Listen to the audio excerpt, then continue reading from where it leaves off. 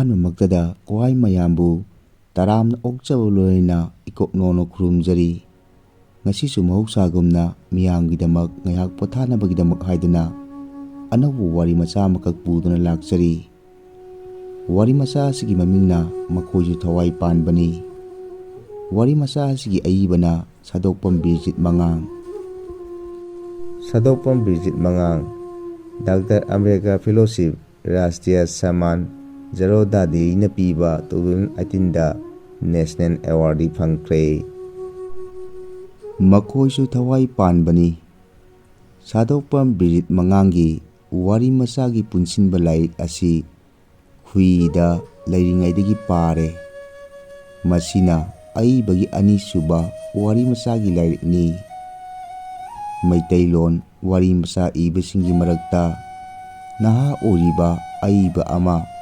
ꯃꯈꯜ ꯃꯊꯦꯜ ꯋꯥꯈꯜ ꯃꯤꯠꯌꯦꯡꯒ ꯂꯣꯏꯅꯅ ꯆꯪꯂꯛꯄꯁꯤꯃꯛ ꯃꯥꯏꯀꯩ ꯑꯁꯤꯗ ꯑꯅꯧꯕ ꯃꯆꯜ ꯑꯃꯅꯤ꯫ ꯍꯣꯠꯅꯕ ꯇꯥꯔꯤꯕꯅꯤ꯫ ꯂꯦꯞꯇꯅ ꯍꯣꯠꯅꯕꯒꯤ ꯊꯧꯅꯥ ꯑꯗꯨꯅꯤ ꯄꯤꯅꯤꯡꯂꯤꯕꯁꯤ꯫ ꯂꯧꯈꯠꯂꯤꯕ ꯃꯆꯜ, ꯄꯤꯅꯤꯡꯂꯤꯕ ꯃꯄꯥꯎ, ꯁꯤꯖꯤꯟꯅꯔꯤꯕ ꯄꯥꯝꯕꯩ, ꯁꯪꯂꯤꯕ ꯃꯆꯨ ꯃꯃꯦꯜ ꯍꯩꯁꯤꯡꯅ ꯆꯦꯛꯁꯤꯟꯅ ꯂꯧꯈꯠꯄ ꯍꯣꯠꯅꯕ ꯆꯪꯏ꯫ ꯑꯏꯕꯗꯤ ꯇꯥꯏꯕꯪꯄꯥꯟ ꯌꯥꯏꯐ ꯄꯨꯟꯁꯤꯒꯤꯗꯃꯛ ꯑꯅꯧꯕ ꯈꯣꯡꯆꯠꯀꯤ ꯑꯅꯧꯕ ꯂꯝꯌꯥꯟꯕꯅꯤ꯫ ꯋꯥꯔꯤ ꯃꯆꯥꯁꯤꯡ ꯇꯣꯉꯥꯟ ꯇꯣꯉꯥꯟꯕ ꯍꯤꯔꯝꯗ ꯂꯦꯡꯂꯤ ꯄꯥꯜꯂꯤꯕ ꯎ ꯋꯥ, ꯃꯅꯥ ꯃꯁꯤꯡ, ꯁꯥ ꯎꯆꯦꯛ, ꯃꯤꯑꯣꯏ ꯄꯨꯟꯁꯤ, ꯁꯤꯟꯐꯝ ꯃꯈꯜ ꯃꯊꯦꯜ, ꯍꯤꯡꯃꯤꯟꯅꯔꯤꯕ ꯀꯌꯥꯒꯤ ꯄꯨꯟꯁꯤꯒꯤ ꯃꯃꯜ ꯊꯤꯔꯛꯄꯅꯤ꯫ ꯃꯤꯑꯣꯏꯕꯒꯤ ꯄꯨꯛꯅꯤꯡ ꯋꯥꯈꯜ, ꯃꯃꯥ ꯃꯄꯥ, ꯃꯆꯤꯟ ꯃꯅꯥꯎ, ꯃꯆꯥ ꯃꯃꯧ, ꯁꯥꯕꯤ ꯁꯥꯅꯧ, ꯑꯍꯜ ꯑꯣꯏꯔꯛꯂꯕ ꯃꯆꯥ ꯃꯃꯧꯅ ꯏꯟꯊꯣꯛꯄꯤꯔꯛꯂꯕ ꯅꯥꯏꯇꯣꯝ ꯇꯥꯔꯛꯂꯕ ꯄꯨꯟꯁꯤꯒꯤ ꯅꯨꯡꯍꯤꯛꯅꯔꯕ ꯄꯤꯔꯥꯡ, ꯇꯣꯉꯥꯟ ꯇꯣꯉꯥꯟꯕ ꯄꯨꯟꯁꯤ ꯂꯝꯗꯥꯡ ꯀꯌꯥꯒꯤ ꯃꯆꯜ ꯀꯌꯥꯅꯤ꯫ ꯂꯧꯊꯣꯛ ꯂꯧꯀꯣꯏ ꯂꯩꯇꯅ ꯈꯨꯂꯣꯏꯅ ꯂꯤꯕ, ꯊꯣꯏꯗꯣꯛꯅ ꯅꯨꯡꯉꯥꯏꯔꯤꯕꯅ ꯃꯩꯇꯩꯂꯣꯟꯒꯤ ꯑꯅꯧꯕ ꯋꯥꯍꯩꯁꯤꯡ ꯁꯦꯝꯂꯛꯄꯒꯤ ꯐꯖꯕꯁꯤꯅꯤ꯫ ꯈꯨꯟꯅꯥꯏ ꯑꯃꯒꯤ ꯑꯏꯕꯁꯤꯡꯅ ꯈꯨꯟꯅꯥꯏ ꯂꯣꯟꯕꯨ ꯅꯧꯍꯧ ꯅꯧꯍꯧꯅꯅ ꯍꯥꯞꯀꯠꯇꯨꯅ ꯄꯨꯀꯩ ꯍꯦꯟꯊꯣꯏꯅ ꯆꯣꯜꯍꯟꯕ ꯍꯥꯏꯕꯒꯤꯗꯃꯛ ꯑꯏꯕꯁꯤꯡꯒꯤ ꯊꯣꯏꯗꯣꯛꯄ ꯊꯧꯗꯥꯡꯅꯤ꯫ ꯊꯧꯗꯥꯡꯁꯤꯃꯛ ꯂꯧꯕꯁꯤꯅꯤ ꯅꯨꯡꯁꯤꯔꯤꯕꯁꯤ꯫ ꯂꯥꯏꯔꯤꯛ ꯑꯁꯤꯃꯛ ꯃꯅꯤꯄꯨꯔꯤ ꯁꯥꯍꯤꯇ꯭ꯌꯒꯤ ꯄꯨꯀꯩꯗ ꯃꯆꯜ ꯑꯃ ꯑꯣꯏꯅ ꯃꯁꯛ ꯂꯦꯞꯁꯅꯨ꯫ ꯍ꯭ꯋꯥꯏ ꯄꯨꯝꯅꯃꯛꯅꯁꯨ ꯑꯅꯧꯕ ꯃꯃꯜ ꯂꯦꯞꯄꯤꯁꯅꯨ꯫ ꯑꯦꯜ ꯏꯕꯣꯌꯥꯏꯃꯥ꯫ ꯍꯧꯖꯤꯛ ꯃꯈꯣꯏꯁꯨ ꯊꯋꯥꯏ ꯄꯥꯟꯕꯅꯤ ꯍꯥꯏꯕ ꯋꯥꯔꯤ ꯃꯆꯥ ꯑꯁꯤ ꯃꯤꯌꯥꯝꯗ ꯈꯨꯗꯣꯜ ꯇꯝꯖꯔꯤ꯫ ꯏꯕꯣꯜ, ꯄꯟꯊꯧ, ꯅꯣꯡꯊꯣꯜ ꯅꯈꯣꯏ ꯑꯍꯨꯝ ꯂꯣꯏꯅ ꯃꯇꯤꯛ ꯆꯥꯔꯕ ꯃꯤꯁꯛ ꯑꯃꯃꯝ ꯑꯣꯏꯔꯦ꯫ ꯑꯗꯨꯕꯨ ꯏꯄꯥꯅ ꯂꯩꯒꯦ ꯍꯥꯏꯅ ꯂꯩꯔꯕꯗ ꯆꯍꯤ ꯀꯌꯥ ꯍꯤꯡꯈꯤꯒꯅꯤ? ꯑꯗꯨꯅ ꯏꯄꯥꯅ ꯅꯈꯣꯏꯒꯤ ꯂꯧꯔꯤ ꯌꯨꯝꯐꯝꯁꯤꯡ ꯑꯁꯦ ꯃꯐꯝ ꯆꯥꯅ ꯆꯥꯅ ꯅꯁꯥ ꯅꯁꯥꯗ ꯁꯤꯟꯅꯔꯝꯂꯒꯦ ꯈꯜꯂꯤ꯫ ꯑꯗꯨꯒ ꯑꯃꯈꯛ ꯌꯥꯎꯖꯕꯤ ꯅꯆꯜ ꯂꯥꯡꯂꯦꯟꯁꯨ ꯃꯍꯥꯛꯀꯤ ꯄꯤꯐꯝ ꯊꯣꯛꯄ ꯊꯨꯡꯐꯝ ꯊꯣꯛꯄ ꯅꯤꯉꯣꯜ ꯑꯃꯒꯤ ꯆꯞ ꯆꯥꯅ ꯄꯤꯒꯅꯤ꯫ ꯑꯗꯨꯅ ꯏꯕꯣꯜ, ꯅꯆꯟꯅꯨꯄꯤꯗꯨ ꯇꯤꯂꯤꯐꯣꯟ ꯇꯧꯗꯨꯅ ꯑꯃꯨꯛꯇ ꯀꯧ꯫ ꯍꯣꯏ, ꯏꯆꯜ ꯂꯥꯡꯂꯦꯟꯕꯨꯗꯤ ꯀꯧꯔꯒꯦ, ꯄꯥꯕꯨꯡꯒꯤ ꯈꯨꯗꯛ ꯈꯨꯗꯛꯀꯤ ꯍꯦꯛꯇ꯫ ꯑꯗꯨꯒ ꯄꯥꯕꯨꯡ ꯏꯆꯤꯜ ꯏꯅꯥꯎꯁꯤꯡ ꯄꯨꯟꯅ ꯌꯨꯝꯖꯥꯎ ꯑꯁꯤꯗ ꯅꯨꯡꯁꯤ ꯆꯥꯟꯅꯅ ꯂꯩꯃꯤꯟꯅꯔꯤꯕ ꯑꯁꯤꯗꯒꯤ ꯍꯦꯟꯅ ꯐꯖꯕꯁꯤꯕꯨ ꯀꯗꯥꯏꯗ ꯂꯩꯔꯝꯒꯗꯒꯦ? ꯍꯣꯏꯅꯦ ꯍꯣꯏꯅꯦ, ꯏꯆꯥꯅ ꯍꯥꯏꯔꯤꯕ ꯄꯨꯝꯅꯃꯛ ꯂꯣꯏꯅ ꯆꯨꯝꯃꯤ꯫ ꯅꯪꯒꯤꯗꯨꯅ ꯍꯧꯖꯤꯛꯀꯤ ꯋꯥꯅꯤ꯫ ꯏꯄꯥꯅ ꯁꯤꯜꯂꯤꯕꯁꯤꯅ ꯍꯌꯦꯡ ꯀꯣꯟꯅ ꯄꯨꯝꯅꯃꯛꯀꯤ ꯑꯐꯕ ꯑꯣꯏꯒꯗꯧꯔꯤꯕꯅꯤ꯫ ꯃꯆꯥ ꯃꯁꯨ ꯀꯌꯥꯅ ꯂꯩꯈꯤꯗ꯭ꯔꯕ ꯑꯍꯜꯁꯤꯡꯕꯨ ꯃꯪꯅꯨꯡꯗꯒꯤ ꯆꯤꯡꯊꯣꯛꯅꯤꯡꯕ ꯌꯥꯎꯅꯔꯤꯕ ꯀꯌꯥꯅꯤ꯫ ꯑꯣ, ꯅꯆꯟꯅꯨꯄꯤꯁꯨ ꯌꯧꯔꯛꯂꯦꯗꯅ꯫ ꯀꯔꯤ ꯇꯧꯕ ꯌꯥꯎꯕꯒꯦ ꯄꯥꯕꯨꯡ? ꯀꯔꯤꯁꯨ ꯊꯣꯏꯗꯣꯛꯄ ꯌꯥꯎꯗꯦ꯫ ꯏꯆꯥ ꯇꯣꯝꯕꯤ ꯂꯥꯡꯂꯦꯟꯒꯤ ꯅꯨꯡꯁꯤꯕ ꯁꯛꯐꯝꯁꯦ ꯏꯄꯥꯅ ꯌꯦꯡꯒꯦ ꯀꯧꯕꯅꯤ꯫ ꯐꯝꯃꯨ ꯐꯝꯃꯨ꯫ ꯑꯩꯗꯤ ꯊꯨꯅ ꯂꯥꯛꯀꯗꯕꯅꯤ ꯍꯥꯏꯕꯗꯨꯗ ꯏꯄꯥ ꯍꯦꯛ ꯄꯥꯈꯠꯂꯨꯔꯦ꯫ ꯏꯄꯥꯅ ꯏꯆꯥꯕꯨꯁꯨ ꯀꯧꯔꯤꯕꯁꯦ ꯅꯪꯒꯤ ꯐꯪꯐꯝ ꯊꯣꯛꯄ ꯍꯤꯡꯈꯣꯜ ꯑꯃꯗꯤ ꯂꯧ ꯌꯥꯝꯕ ꯌꯥꯝꯗꯕ ꯁꯔꯨꯛ ꯈꯔ ꯈꯔ ꯑꯗꯨ nasa nasada che chang sinarongge tawbanida. Pabung aidi ipam lamdamgi lauri yumfamsing ase mihaujaba pamjaba amatta leijade. Aduna aigi saruk adu ibung ahummakta sinabiyu. Kari marangino pabungna hatu hatu hekta aigidi watanaba punamak leijayko. Aina nakoida sinariba che changse nasa nasagi mingda loinamak palabani. Punamakse aina kayak hana khallabagi tungda namaga tanaraga mama mapa oibagi tawfam thokpa thawrang aduni ngasi pangthoklibase. Nakoi punamak ipana haribase ingadabani. Ibol nangna ahalnina mamangna leiro. Panthau nangna mathangda. Aduga nongthon mathang manaw naina leiro ko. Aduga awang thangbagi point 19 asina icha tombi langlengi oirabani. Aduga lau sangam ahumga nakhoi marigi saruk tamle ko.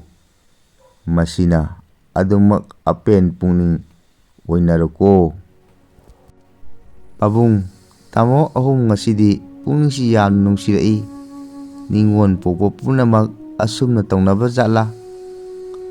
Aibu ngasi kauba nimit mikupsi magtadagi amuk changlaktanaba pangkhaigi posak natra sinbiramibasibo. Ibung ahumgidi ichal khaktani atopa ichal lejade. Posaksing asidi aikhoibu hena mari naksinanaba ahauba pambida laja irik khikpibagumbani. Ibung ahumgi mafamda nachanna hajaningbadi ipam ponglafam lamdam masai gondagi upul marik ama phauba nachandi pamjade. Nungaireda mama ichanupa ahumgi imauchingna seba mapung phana tauba ichu mayamsigi kumai asidagi hena nungaibasibu kadaidagi lauruni.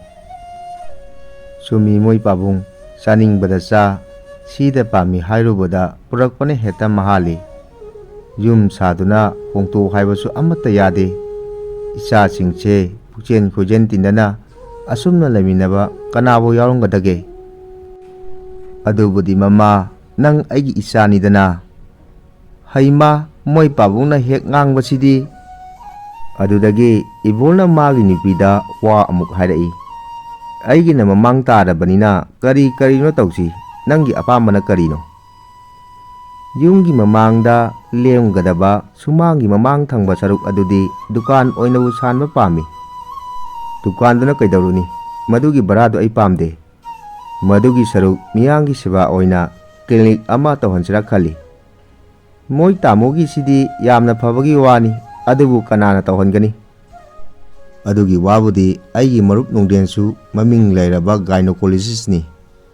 Mana di kuirabani harakiba aduga amuk laikai sigi inaw tombusu medicine da maming chatlibadindana. Maduna khwaidagi hena fare.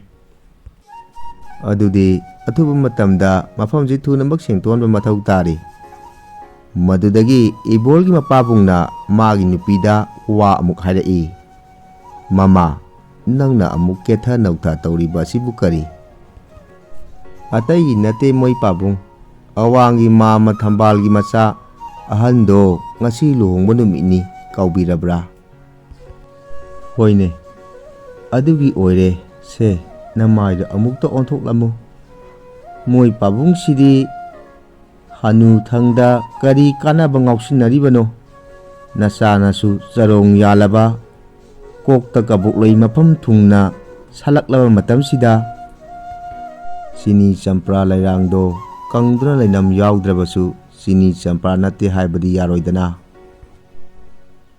Hojik walauriba haibabu achauba u pambising asi khata mangaire. Fare cha thakpa loiraga yanba horo. Nakoi tamosu yorokle. Moi tamosau u yanba horoge hairiya. Hauro loinabak yanthatladabani. Adudagi ibolda mapana wa ama hairai. Amukta ngaiko isasa ipagi wasi amukta tako. Ibol ujau ohun sibusu yanthatlage khalabra. Upambi mahaksu thawai panbani. Hoi pabung nasagi marup mapangsingna ꯑꯅꯥ ꯂꯥꯌꯦꯡꯐꯝ ꯑꯃꯇꯪ ꯍꯥꯡꯍꯟꯁꯤꯔꯥ ꯍꯥꯏꯅ ꯇꯧꯕꯅꯤ꯫ ꯑꯗꯨꯗ ꯎ ꯄꯥꯝꯕꯤꯁꯤꯡ ꯑꯁꯤ ꯌꯥꯟꯊꯠꯂꯁꯤꯔꯥ ꯇꯧꯖꯕꯅꯤ ꯄꯥꯕꯨꯡ꯫ ꯁꯤꯕꯨ ꯀꯔꯤ ꯀꯥꯏꯕꯒꯦ? ꯀꯔꯤꯕꯨꯗꯤ ꯀꯥꯏꯔꯨꯅꯤ, ꯏꯄꯥꯅ ꯅꯈꯣꯏꯒꯤ ꯁꯔꯨꯛ ꯇꯝꯈ꯭ꯔꯕ ꯃꯐꯝꯅꯤ꯫ ꯑꯗꯨꯕꯨ ꯃꯈꯣꯏꯁꯤꯡ ꯑꯁꯤ ꯅꯈꯣꯏꯁꯤꯡ ꯃꯌꯥꯝ ꯄꯣꯛꯄꯗꯤ ꯂꯥꯏꯔꯗꯅ ꯑꯩꯒꯤ ꯏꯄꯨꯁꯤꯡ ꯀꯌꯥꯗꯒꯤꯁꯨ ꯍꯜꯂꯕ ꯁꯅꯥ ꯈꯣꯡꯅꯥꯡ ꯄꯥꯝꯕꯤꯅꯤ꯫ ꯍꯩꯅꯧ ꯄꯥꯝꯕꯤ ꯑꯃꯗꯤ ꯌꯣꯡꯆꯥꯛ ꯄꯥꯝꯕꯤ ꯑꯁꯤꯁꯨ ꯑꯗꯨꯃꯉꯥꯏ, ꯆꯞ ꯃꯥꯟꯅꯩ꯫ ꯇꯧꯕꯇꯕꯨ ꯈꯣꯡꯅꯥꯡ ꯄꯥꯝꯕꯤ ꯑꯁꯤꯗꯤ ꯂꯥꯏꯅꯤ ꯍꯥꯏꯅ ꯂꯩꯀꯥꯏꯒꯤ ꯑꯍꯜ ꯂꯃꯟꯁꯤꯡꯅ ꯐꯥꯎꯕ ꯈꯨꯔꯨꯝꯕ ꯂꯥꯛꯅꯔꯤꯕꯗꯨꯅꯤ꯫ ꯑꯗꯨꯒ ꯍꯩꯅꯧ ꯄꯥꯝꯕꯤ ꯑꯁꯤꯁꯨ ꯑꯣꯟꯊꯣꯛꯅ ꯍꯥꯎꯈ꯭ꯔꯕ, ꯑꯩꯈꯣꯏꯅ ꯑꯉꯥꯡ ꯑꯣꯏꯔꯤꯉꯩꯗꯗꯤ ꯌꯥꯝꯅ ꯍꯥꯎꯔꯝꯈ꯭ꯔꯕ, ꯑꯁꯤꯟꯕ ꯃꯆꯦꯠ ꯑꯃ ꯐꯥꯎꯕ ꯌꯥꯎꯗꯦ꯫ ꯍꯧꯖꯤꯛꯇꯤ ꯈꯔ ꯄꯤꯛꯁꯤꯜꯂꯦ, ꯃꯍꯥꯎꯗꯤ ꯃꯥꯡꯗ꯭ꯔꯤ꯫ ꯌꯣꯡꯆꯥꯛ ꯄꯥꯝꯕꯤ ꯑꯁꯤꯁꯨ ꯅꯤꯉꯣꯜ ꯆꯥꯛꯀꯧꯕ ꯅꯪꯅꯅꯕ ꯆꯥꯕ ꯍꯦꯛꯇ ꯌꯥꯏ꯫ ꯅꯅꯦꯁꯤꯡꯅ ꯅꯤꯉꯣꯜ ꯆꯥꯛꯀꯧꯕꯗ ꯌꯣꯡꯆꯥꯛ ꯏꯔꯣꯟꯕ ꯍꯥꯏꯅ ꯅꯤꯡꯁꯤꯡ ꯌꯦꯟꯖꯥꯡ ꯑꯣꯏꯅꯔꯤꯕꯅꯤ꯫ ꯀꯥꯂꯦꯟ ꯊꯥꯒꯤ ꯁꯥꯔꯕ ꯅꯨꯡꯁꯥꯒꯤ ꯃꯩꯁꯥ ꯈꯥꯡꯕꯗ ꯇꯩꯡ ꯇꯩꯡꯂꯤꯕ ꯈꯣꯡꯅꯥꯡ ꯑꯃꯗꯤ ꯍꯩꯅꯧꯁꯤꯒꯤ ꯃꯈꯥꯗ ꯂꯥꯏꯔꯤꯛ ꯂꯥꯏꯁꯨ ꯍꯩꯈ꯭ꯔꯕ ꯏꯆꯥ ꯏꯁꯨꯁꯤꯡꯁꯤꯅ ꯂꯥꯏꯔꯤꯛ ꯇꯧꯐꯝ ꯑꯣꯏꯔꯝꯂꯤꯕꯅꯤ꯫ ꯅꯅꯦꯁꯤꯡ ꯑꯃꯗꯤ ꯂꯩꯀꯥꯏꯒꯤ ꯍꯧꯃꯤꯟ ꯀꯥꯃꯤꯟꯅꯔꯛꯄꯁꯤꯡꯒꯤ ꯎꯔꯥꯎꯕꯤ ꯁꯥꯟꯅꯐꯝꯅꯤ꯫ ꯑꯗꯨꯒ ꯅꯪꯒꯤ ꯑꯅꯤꯡꯕ ꯑꯃꯒꯤꯗꯃꯛ ꯃꯔꯣꯟ ꯊꯣꯛꯇ꯭ꯔꯕ, ꯀꯔꯤꯁꯨ ꯃꯔꯥꯜ ꯂꯩꯖꯗ꯭ꯔꯕ ꯄꯥꯝꯕꯤ ꯑꯁꯤꯅ ꯃꯄꯤ ꯆꯗꯨꯝ ꯆꯗꯨꯝ ꯇꯥꯗꯨꯅ ꯁꯣꯏꯗꯅ ꯀꯞꯂꯝꯒꯅꯤ꯫ ꯖꯤꯕ ꯍꯥꯠꯄꯕꯨꯗꯤ ꯀꯟꯕꯤꯕꯅ ꯍꯦꯟꯅ ꯐꯕꯅꯤꯀꯣ꯫ ꯍꯧꯔꯤꯕ ꯎꯁꯤꯡ ꯑꯁꯤꯗꯤ ꯃꯇꯥꯏꯗꯁꯨ ꯍꯧꯖꯕꯅꯤ, ꯃꯈꯣꯏꯁꯤꯕꯨ ꯊꯝꯕꯤꯕꯗ ꯀꯔꯤ ꯀꯥꯏꯕꯒꯦ ꯏꯕꯣꯍꯜ? ꯏꯄꯥꯗꯤ ꯎꯁꯤꯡ ꯑꯁꯦ ꯍꯤꯡꯒꯥꯟ ꯌꯥꯟꯕꯗꯤ ꯄꯥꯝꯗꯦꯀꯣ꯫ ꯃꯇꯥꯡꯗꯨꯗ ꯏꯕꯣꯍꯜꯒꯤ ꯅꯨꯄꯤꯅ ꯋꯥ ꯃꯈꯥ ꯇꯥꯔꯛꯏ꯫ ꯃꯣꯏ ꯇꯥꯃꯣ ꯀꯩꯗꯧꯔꯒꯦ? ꯆꯞ ꯆꯞ ꯂꯦꯞꯂꯒ ꯂꯩꯅꯔꯕꯗꯤ ꯀꯔꯤ ꯍꯥꯏꯅꯔꯤꯕꯅꯣ? ꯑꯩꯁꯨ ꯒ꯭ꯌꯥꯟ ꯇꯥꯗ꯭ꯔꯦ, ꯀꯩꯗꯧꯕ ꯌꯥꯎꯕꯒꯦ ꯏꯇꯩꯃ? ꯀꯩꯁꯨ ꯇꯧꯗꯦꯗ ꯅꯣꯡꯊꯣꯟ, ꯎ ꯄꯥꯝꯕꯤ ꯑꯍꯨꯝꯁꯤ ꯅꯪ ꯇꯥꯃꯣꯅ ꯌꯥꯟꯒꯅꯤ ꯇꯧꯕꯗ ꯄꯥꯕꯨꯡꯅ ꯌꯥꯜꯍꯟꯅꯤꯡꯗꯕꯒꯤ ꯋꯥꯅꯤ꯫ ꯋꯥꯐꯝꯁꯤꯗꯗꯤ ꯑꯩꯁꯨ ꯀꯔꯤ ꯍꯥꯏꯒꯗꯕꯅꯣ ꯈꯪꯗ꯭ꯔꯦ꯫ ꯃꯐꯝꯁꯤꯃꯗꯤ ꯇꯥꯃꯣꯆꯧꯒꯤ ꯃꯐꯝꯅꯤ꯫ ꯀꯩꯗꯧꯔꯦ ꯃꯌꯥꯝ ꯂꯥꯡꯅꯔꯤꯕꯁꯤꯕꯣ? ꯇꯥꯃꯣꯆꯧꯒꯤ ꯑꯆꯧꯕ ꯎ ꯑꯍꯨꯝꯁꯤ ꯌꯥꯟꯕ ꯌꯥꯟꯗꯕꯒꯤ ꯋꯥꯐꯝꯅꯤ꯫ ꯍꯧꯖꯤꯛꯄꯨ ꯌꯥꯟꯕ ꯇꯥꯔꯕ꯭ꯔꯥ ꯅꯠꯇ꯭ꯔꯒ ꯁꯨꯝ ꯊꯝꯕꯤꯔꯗ꯭ꯔꯥ?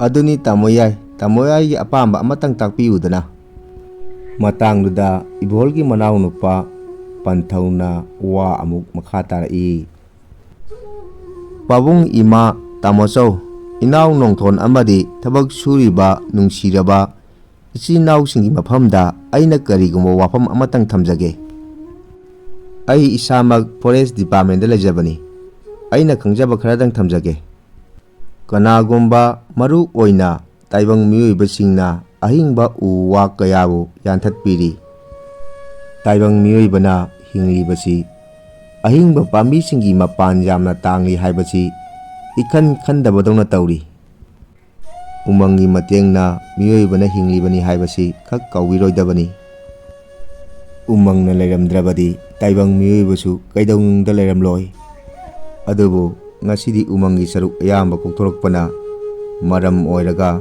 ꯇꯥꯏꯕꯪ ꯃꯤꯑꯣꯏꯕ ꯍꯥꯏꯅ ꯈꯪꯅꯔꯤꯕ ꯖꯤꯕ ꯃꯈꯜ ꯑꯁꯤ ꯃꯄꯨꯡ ꯐꯥꯅ ꯃꯨꯠꯈꯤꯕ ꯐꯥꯎꯕ ꯌꯥꯔꯤ꯫ ꯃꯔꯝꯗꯤ ꯎꯃꯪꯗ ꯍꯧꯔꯤꯕ ꯎ ꯋꯥ ꯄꯥꯝꯕꯤꯁꯤꯡ ꯃꯈꯜꯁꯤꯡ ꯑꯁꯤꯗꯒꯤ ꯃꯤꯑꯣꯏꯕ ꯑꯩꯈꯣꯏꯅ ꯁꯣꯔ ꯍꯣꯟꯕꯗ ꯌꯥꯎꯔꯤꯕ ꯑꯣꯛꯁꯤꯖꯦꯟ ꯄꯤꯕ ꯃꯔꯝꯅ ꯄꯥꯝꯕꯤꯁꯤꯡꯕꯨ ꯌꯣꯛꯈꯠꯄꯤꯕ ꯑꯃꯗꯤ ꯊꯝꯕꯤꯕ ꯌꯥꯝꯅ ꯐꯩ꯫ ꯑꯩꯒꯤ ꯋꯥꯔꯤꯁꯤꯕꯨ ꯌꯥꯝꯅ ꯅꯨꯡꯉꯥꯏꯖꯈ꯭ꯔꯦ, ꯃꯈꯥ ꯆꯠꯊꯕꯤꯔꯛꯎ꯫ ꯆꯥꯎꯈꯠꯄ ꯂꯩꯕꯥꯛꯁꯤꯡꯗꯗꯤ ꯈꯣꯡꯅꯥꯡ ꯄꯥꯝꯕꯤꯁꯤꯡꯕꯨ ꯕꯣꯟꯁꯥꯏ ꯁꯦꯝꯂꯒ ꯏꯃꯨꯡꯗ ꯐꯥꯎꯕ ꯊꯝꯅꯩ꯫ ꯃꯔꯝꯗꯤ ꯈꯣꯡꯅꯥꯡ ꯄꯥꯝꯕꯤꯗꯤ ꯄꯨꯡ 24 ꯆꯨꯞꯅ ꯑꯣꯛꯁꯤꯖꯦꯟ ꯄꯤ꯫ ꯃꯁꯤꯅ ꯈꯣꯡꯅꯥꯡ ꯄꯥꯝꯕꯤꯁꯨ ꯃꯔꯥꯡ ꯀꯥꯏꯅ ꯊꯥꯕ ꯐꯩ꯫ ꯑꯗꯨꯒ ꯎꯃꯪ ꯍꯥꯏꯕꯁꯤꯗꯤ ꯑꯩꯈꯣꯏꯅ ꯅꯧꯅ ꯁꯦꯝꯒꯠꯆꯕ ꯌꯥꯕ ꯂꯟꯒꯤ ꯃꯆꯥꯛ ꯑꯃꯅꯤ꯫ ꯃꯥꯂꯦꯝ ꯄꯨꯝꯕꯗ ꯂꯩꯔꯤꯕ ꯎꯃꯪꯒꯤ ꯁꯔꯨꯛ ꯑꯁꯤ ꯆꯍꯤ 5000ꯃꯨꯛꯀꯤ ꯃꯃꯥꯡꯗ ꯂꯩꯔꯝꯕ ꯆꯥꯡꯗꯒꯤ ꯌꯥꯝꯅ ꯍꯟꯊꯈ꯭ꯔꯦ ꯍꯥꯏꯅ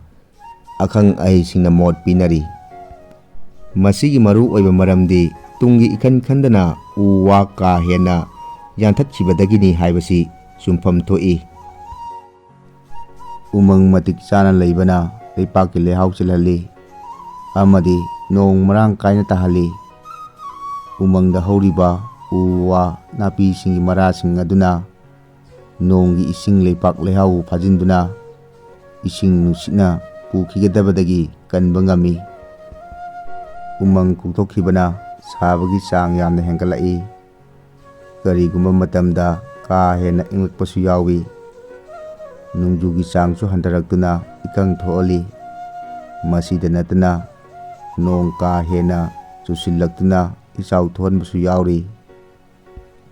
Asigumba mawngsing asina lau singuda yamna sauna akaiba pirakpana sak tangba phawba tholoknabagi masak ama ohelli. Umang kuktokhibana leipak lehaubu achenba ising nungsita laina tumkhi. Iramdam Manipur asi chada maudana chingi saruk aduga tarana tampaki sarukni hainaribani. Masigi yengluragadi asengba nungsit marang kaina phangpham thokpani. Adubu umangi saruksing koktorokpana asengba nungsit phangdri. Sangnairaba economist amasu oiriba climate change ki expert Lon Sternna 2016 da phongkiba cheron amada makna chathaba chayeng amagi matung ina malengi nongdolda punsillaga leiriba carbon dioxide ki chang asi parts per million chamni yauri hairi. Athingba yaudana carbon dioxide ki chang asi haukiba sahi 50 rom asida leptana hengalakli. Uwa yanthatkiba amadi lamai thadokibana iramdam sigi mahuksadagi leklaba Prithibigi manungda tangna phangba sa uchek kaya mangkiba phawba yaure. Kudam oina lamyen, wangoi sabi, mongba, kokil, nongoubi, langja, nganu thangong singba panba yai. Aduga masing yamna leiramba mamangaidagi masing yamna hantharaba ucheksingna songa laba, umaibi, ngarakpi, irakmaku, wakhek, kwak, saroi, urok, uthum, songa amubi, songa angangbi, langkunu, tenawa, sembang, uren kunthau amadi khuininga chingbasing asi sahi 15 muki mamangdadi marang kaina uba phanglammi. Adubu uwa yanthalakpana makogi yarekpham layraktaduna atopa mafam amada chaktaba chakhiba masana tabani. Lamlaki sada hairagasu kaisal lamhui sanaman singba lekhidre. Aduga mina uba lamlaki sa makan khara haiba taragadi iroi simba zoological garden leiriba sa makan khara amadi Kaibul Lamjau National Park da yoktuna thamliba Prithibigi manungda tangna phangliba sangai asidagi hena uba phangdre. Umang yongkhatnabagidamak governmentna thorang kaya tawduna upambi kaya yanthatlabadi u chara ani thagadabani haiba niyam leiri. Masida natana governmentna sok 1992 da Forest Act semduna uwa maram chadana yamma yadri. Kanagumbana Act asigi wangmada uwa yanthatlabadi chairak phangduna jailda thamba phawba yai. Ngasigi chawkhatlaba country kayada umang yokhatuna amadi anauba umang kaya sengkatuna umang marang kaina thamnaba padamda malengi oina June tang 5 bu World Environment Day haina khangnaduna malengi mafam punamakta asengba nungsit nungsa phangnanaba mioibabu masa mau phana laina tina chendana hingnaba haiduna achauba thorong kaya pangthoknari. Masini aina mayamda amadi tamosauda thamjaningba wafam u yanba yandaba haibadumadi tamosaugi apambani nanauna atingba piba ngamjade. Sinmi aikoina maram icha chadana u yanthatpasisu lala male.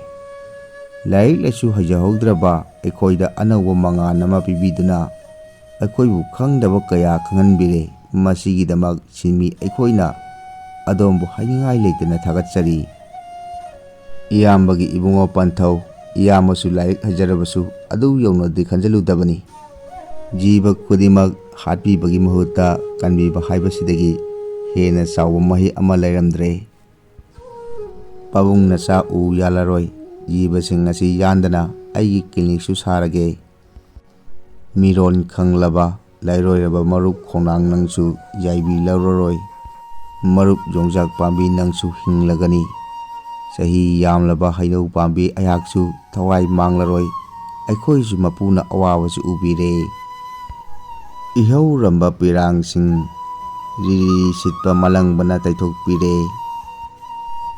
ꯃꯣꯃꯣꯟ ꯅꯣꯛꯂꯕ ꯃꯈꯣꯏ ꯃꯈꯣꯏꯒꯤ ꯑꯁꯪꯕ ꯃꯅꯥꯁꯤꯡꯅ ꯏꯊꯛ ꯍꯧꯅ ꯖꯒꯣꯏ ꯁꯥꯔꯤ꯫ ꯏꯌꯥꯝꯕꯒꯤ ꯄꯟꯊꯧ ꯂꯩꯕꯤꯔꯤꯕ ꯃꯤꯌꯥꯝ ꯄꯨꯝꯅꯃꯛ ꯑꯩꯈꯣꯏꯅ ꯑꯍꯤꯡꯕ ꯎ ꯌꯥꯟꯊꯠꯄꯤꯕ ꯇꯣꯛꯂꯁꯤ꯫ ꯃꯈꯣꯏꯁꯨ ꯊꯋꯥꯏ ꯄꯥꯟꯕꯅꯤ, ꯃꯈꯣꯏꯕꯨ ꯌꯥꯟꯊꯠꯄꯤꯕꯒꯤ ꯃꯍꯨꯠꯇ ꯎ ꯆꯥꯔꯥꯁꯤꯡ ꯊꯥꯖꯤꯜꯂꯁꯤ꯫ ꯎ ꯑꯃ ꯌꯥꯟꯊꯠꯂꯕꯗꯤ ꯎ ꯆꯥꯔꯥ 2 ꯊꯥꯖꯤꯜꯂꯁꯤ꯫ ꯃꯇꯥꯡ ꯑꯁꯤꯗ ꯋꯥꯔꯤ ꯑꯁꯤ ꯂꯣꯏꯁꯤꯟꯖꯔꯦ꯫ ꯋꯥꯔꯤ ꯑꯁꯤ ꯀꯔꯤ ꯀꯝꯗꯧꯕ ꯍꯥꯏꯕꯗꯨ ꯀꯃꯦꯟ ꯕꯣꯛꯁꯇ ꯊꯝꯕꯤꯔꯝꯃꯨ, ꯀꯃꯦꯟ ꯍꯟꯖꯔꯛꯀꯦ꯫ ꯈ꯭ꯋꯥꯏ ꯃꯌꯥꯝꯕꯨ ꯊꯥꯒꯠꯆꯔꯤ꯫